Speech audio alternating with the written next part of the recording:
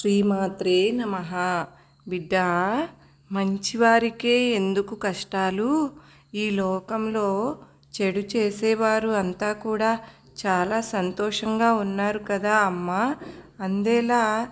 అదెలా సాధ్యమవుతుంది తల్లి అని నువ్వు అడుగుతున్నావుగా బిడ్డ. చెడ్డవారు ప్రస్తుతం సంతోషంగా ఉన్నారు అంటే వారు ముందు చేసిన మంచి కర్మల వలన సాధ్యమైంది. ఇప్పుడు వారు చేస్తున్న చెడ్డ పనుల వలన తొందరలోనే వారు కూడా కర్మను తప్పక అనుభవించక తప్పదు. నువ్వు ఇప్పుడు ఏదైతే మంచి చేస్తున్నావో దాని ఫలితం త్వరలోనే నువ్వు అందుకోబోతున్నావు బిడ్డ. ఇది నీ దుర్గమ్మ మాట తల్లి.